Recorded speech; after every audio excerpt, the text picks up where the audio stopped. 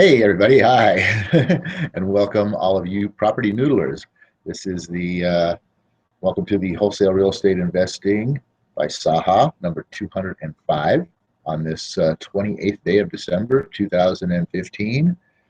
And again, another negotiation new-up day. This is where we discuss the principles and the techniques in this book right here, Dale Carnegie's How to Win Friends and Influence People. And why do we do this? Well, because real estate is relationships, and numerous relationships, and landing deals comes out of your ability to build relationships quickly, instantaneously even. And this book is a great way for you to build your skills. And yes, I'm cheating. I have my notes here. Hey, I'm an old guy. What can I say? I forget stuff. So I take my notes. But anyway, so I'm hanging out here today in beautiful, lightly snowing again. Just over a week ago, we had grass in the front yard, and now I've got 4 feet of snow in South Lake Tahoe, California. So where are you hanging out from? What's going on over in your neck of the woods? A lot of weather out there, crazy this time of year. So let us know where you're hanging out from. We always like to see where you guys are coming to get your real estate knowledge and information from. So how we work this here is that I usually deliver some content out of the book, and then my partner John will demonstrate that content in sort of a real-time application to actually landing a wholesale real estate deal. But unfortunately, John's not here today. He has kids, and they go off to that public germ factory and bring home disease to the parents. And fortunately, it looks like they've got him hooked with some kind of illness, and he's feeling really under the weather, pretty much like garbage today. So fortunately, he's not here today. So we won't really have that aspect of the show in this today, but it'll still work out well. So generally, after during the process of John applying the concept out of the book to a real-time kind of a deal situation, we usually end up going off on some sort of a tangent and who knows where that'll ever lead us to, but it usually leads into some pretty cool stuff. So anyway, where we are right now is we are in chapter 2. Well, we're actually in part 2 of the book, which is called part 2 of the book is actually some real-time how-to applications that you can actually apply, physically think about and apply to your life. And we're in part 2, which is called 6 ways to make people happy. Like I said, some real-time how-to. And we are in finishing off chapter 2 of this, which chapter 2 is a simple way to make a good first impression.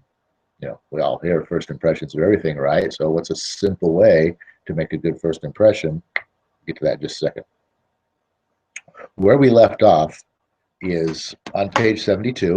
If you have the book, if you're following along, we're on page 72, the end of the first paragraph, where it says, you must have a good time meeting people if you expect them to have a good time meeting you. Do you expect people to have a good time meeting you? That's an interesting thought right there in and of itself. Well, you should, because you know what? If people aren't having a good time when they first meet you, what kind of an impression is that going to give them, right? They're not going to be too impressed with that. And what are we talking about here in this first chapter is basically smiling, okay? How powerful that this right here is to people. Yeah, it really, really is. And how powerful it is to you yourself as well. That's what we're going to kind of get into a little bit right here. So he goes into one more little story here, and I want to start off with this because I love this one right here. He says that he's asked thousands of business people to smile at someone every hour of the day for a week, and then come back to his class, back when this was when it was one of his classes, and talk about the results and how did it work. Okay, so think about that. Go out there and smile at someone all day, every day for an entire week and track the results of how that works. And as I, here's a letter from William B. Steinhard, who was a New York stockbroker. He says his case isn't isolated. In fact, it is typical of hundreds of cases. Okay, this is William's letter to Dale, Mr. Carnegie, about his results of smiling continuously for a week. He says, I have been married for over 18 years. And in all that time, I seldom smiled at my wife or spoke 24 words to her from the time I got up until I was ready to leave for business. I was one of the worst grouches who ever walked down Broadway. When you asked me to make a talk about my experience with smiles, I thought that I would try it. I thought that I would try it for a week. So the next morning, while combing my hair, I looked at my glum mug in the mirror and said to myself, Bill, you are going to wipe the scowl off that sourpuss of yours today. You are going to smile, and you are going to begin right now. He says, as I sat down to breakfast, I greeted my wife with a good morning, my dear, and smiled as I said it. You warned me that she would be surprised. Well, you underestimated her reaction. She was bewildered. She was shocked. I told her that in the future she could expect this as a regular occurrence, and I kept it up every morning. This changed attitude of mine brought more happiness into our home in the 2 months since I started than there was during the whole entire last year. As I leave for my office now, I greet the elevator operator in the apartment house with a good morning and a smile. I greet the doorman with a smile. I smile at the cashier in the subway booth as I ask for change, and as I stand on the floor of the stock exchange, I smile at people who until recently never saw me smile. I soon found that everybody was smiling back at me. I treat those who come to me with complaints or grievances in a cheerful manner. I smile as I listen to them, and I find that adjustments are accomplished much easier. I find that smiles are bringing me dollars, many dollars every day. I share my office with another broker. One of his clerks is a likable young chap, and I was so elated about the results I was getting that I told him recently about my new philosophy of human relations. He then confessed that when I first came to share my office with his firm, he thought me a terrible grouch, and only recently changed his mind. He said I was really human when I smiled. I've also eliminated criticism from my system. I give appreciation and praise now instead of condemnation, and that's something we talked about in chapter 1 of the book. I have stopped talking about what I want. I am now trying to see the other person's viewpoint, another thing that we talked about in chapter 1. And these things have literally revolutionized my life. I am a totally different man, a happier man, a richer man, a richer in friendships and happiness. The only things that matter much after.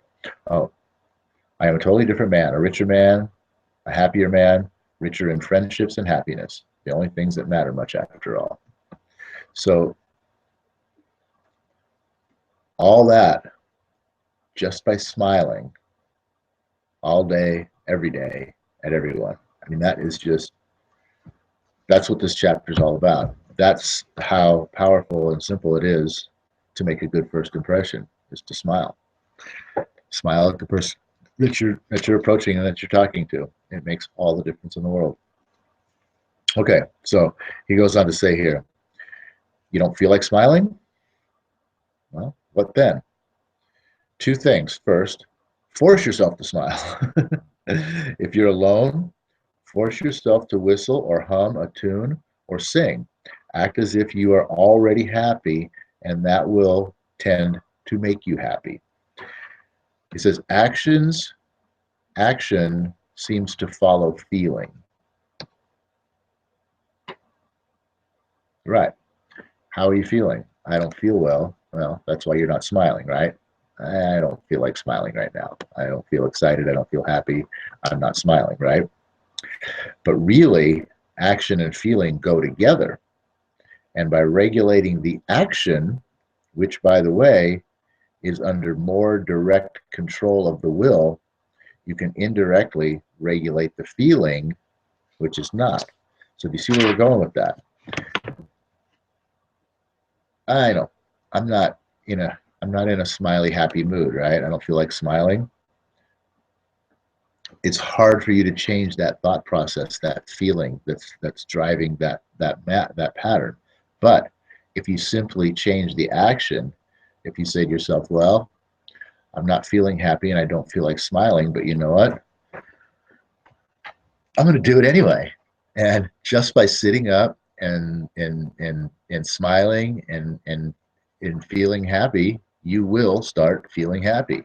That's what they're saying right there. He says, thus the sovereign voluntary path to cheerfulness, if our cheerfulness be lost, is to sit up cheerfully and act and speak as if cheerfulness were already there. So the action, the feeling will drive your action, but if you change the action, which is much easier to do than changing the feeling, if you change the action, you can then in turn change the feeling. Hope you get that, because that's a real powerful understanding. He says, everybody in the world is seeking happiness, and there is one sure way to find it. That is by controlling your thoughts. Happiness doesn't depend on outward conditions. It depends on inner conditions. So you see, it doesn't matter what's going on in life, anywhere. You can choose to be happy. And that is such a core element to success, is just being happy. Most unhappy people are not successful people. Look around, check it out. Most successful people are happy people. Now that goes back to what I just said. Most unhappy people are not successful, and most successful people are happy people. Okay? But if unsuccessful people who are not happy make themselves happy, they can become successful people. Yeah, that's how it goes. Okay. It isn't what you have or who you are or where you are or what you are doing that makes you happy or unhappy. It's what you think about inside, or it's what you think about it. So again, it's not what you have or who you are or where you are or what you're doing that makes you happy or unhappy. It's what you think about it. Two people may be in the same place doing the same thing. Both may have about an equal amount of money and prestige, and yet one may be miserable and the other happy. Why? Because of the different mental attitudes. I have seen just as many happy faces among the poor peasants toiling with their primitive tools in the devastation of heat of the tropics as I have in air-conditioned offices in New York, Chicago, or Los Angeles. So that's what he's saying, is it doesn't matter what any of that stuff is. It's all up to you. Okay, there's nothing either good or bad, said Shakespeare, but thinking makes it so. So you see, good and bad doesn't exist. It's how you think about it. Do you think that's something good? Do you think that's something bad? You make it so. You make it good or bad. So the way you think about everything is the super, super powerful effect here. So if you think about life as a happy, joyful thing, guess what? It's a happy and joyful thing. Abe Lincoln once remarked that most folks are about as happy as they make up their minds to be. Most folks are about as happy as they make up their minds to be. That's it. Make up your mind to be happy. Get happy, get successful. Let's see here. Oh, we have one more.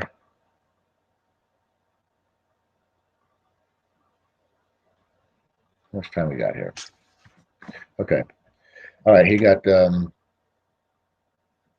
saw a vivid illustration of that truth as he walked up the stairs of Long Island Railway Station in New York. He said, directly in front of me, 30 or 40 crippled boys on canes and crutches were struggling up the stairs. One boy had to be carried up. I was astonished at their laughter and gaiety. I spoke about it to one of the men in charge of the boys. Oh, yes, he said. When a boy realizes that he is going to be crippled for life, he is shocked at first, but after he gets over the shock, he usually resigns himself to his fate and then becomes as happy as normal boys. I felt like taking my hat off to those boys. They taught me a lesson I hope I shall never forget. It also goes on to say, working all by oneself in a closed-off room in an office not only is lonely, but it denies one of the opportunity of making friends with other employees in the company. Senora Maria Gonzalez of Guadalajara, Mexico, had such a job. She envied the shared comradeship of other people in the company as she heard their chatter and laughter. As she passed them in the hall during the first weeks of her employment, she shyly looked the other way. After a few weeks, she said to herself, Maria, you can't expect those women to come to you. You have to go out and meet them. The next time she walked to the water cooler, she put on her brightest smile and said, hi, how are you today, to each of the people she met. The effect was immediate. The smiles and hellos were returned. The hallway seemed brighter and the job friendlier. Acquaintanceships developed and some ripened into friendships. Her job and her life became more pleasant and interesting.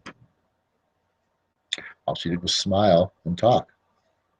Smile is the start of it. Smile and talk. Okay, so what do we do here? Well, whenever you go out of doors, draw the chin in, carry the crown of the head high,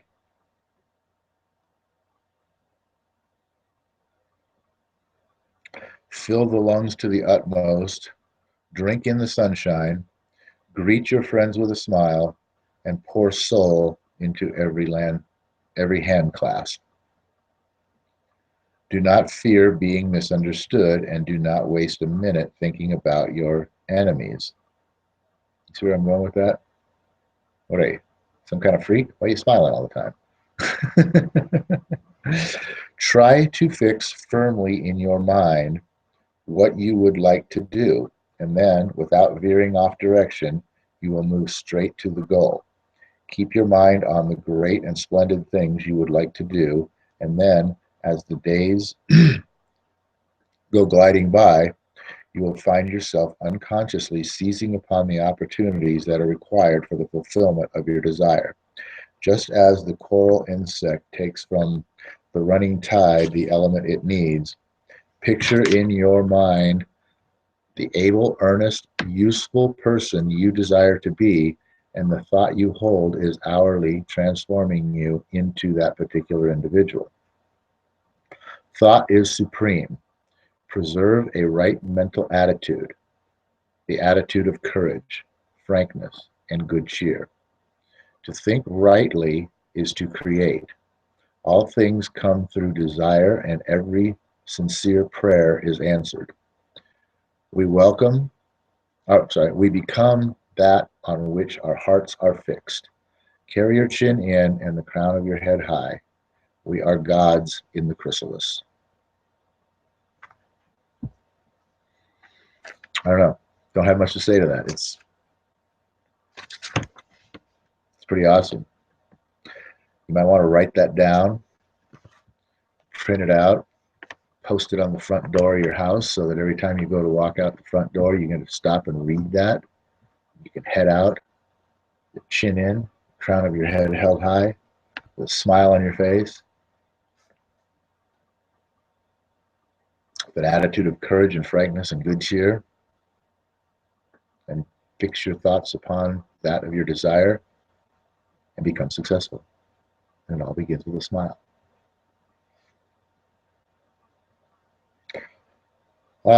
He says here that the ancient Chinese were a wise lot, wise in ways of the world.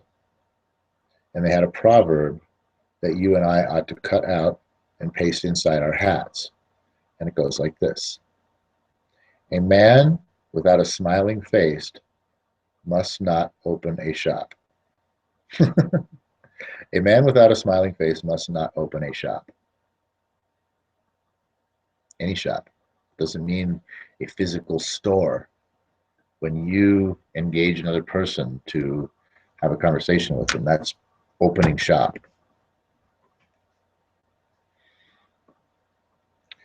Your smile is a messenger of your goodwill.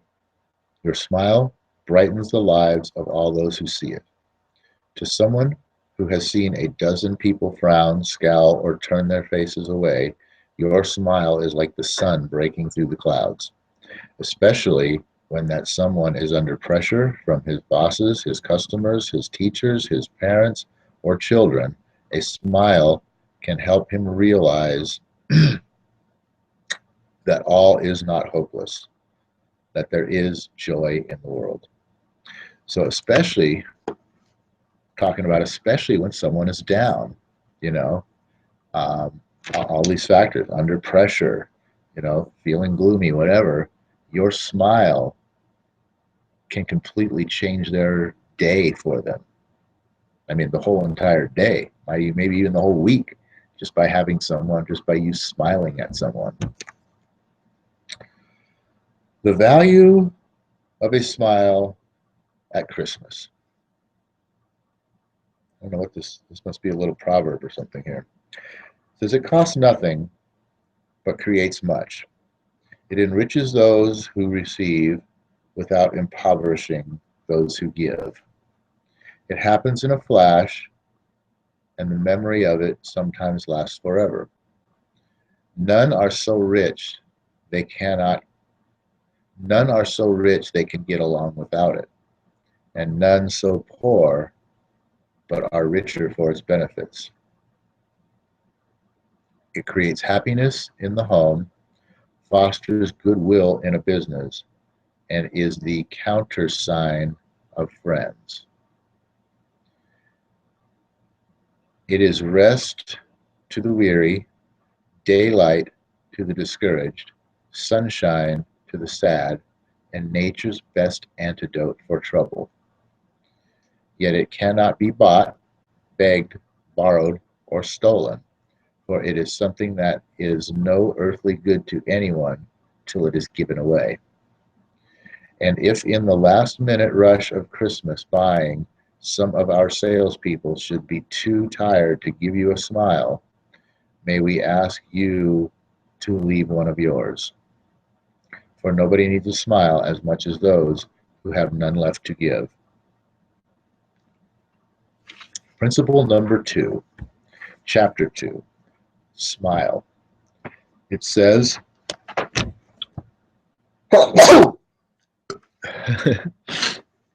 smile, excuse me about that. It says to people, I like you. I'm happy to see you. I want to get to know you. I want to hear what you have to say. That's how much a smile says when you look at somebody. The first impression with a smile. I like you. I'm happy you're here. I'm glad to see you. I want to talk to you. All those things. I'm excited. I want to help you. All those things is what a smile says. What does a frown say? What does a glum, straight face say? Doesn't say anything. It says, I'm just another face. Why would you want to talk to me? Why would you want to be my friend? Why would you be interested in anything I have to say? I'm just another face.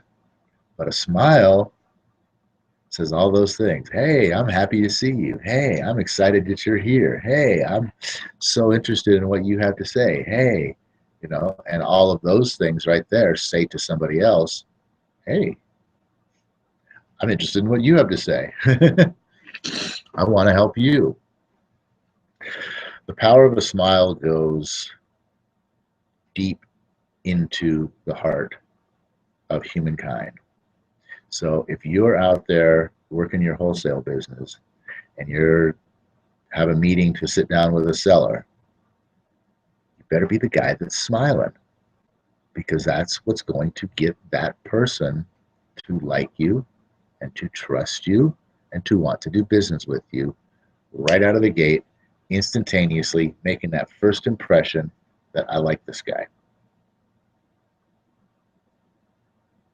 So with that, everybody, O universe, I ask not for more riches, but for more wisdom, with which to make better use of the riches given to me at birth, consisting of the power to control and direct my own mind to whatever end I might desire, and that would be to have a smile on my face all day long, making everyone and the world a better place, and doing more business and making more money. It says right in there, a smile can make you money. Put one on. Try it out for size. Who knows? You might even like it. All right, everybody. That's it for today. We'll see you back here on Wisdom Wednesday. This is the final session of 2015. Make it a great one. And we will see you back here on Wisdom Wednesday, and we'll decide then whether or not we're going to do a New Year's Day Friday show or not.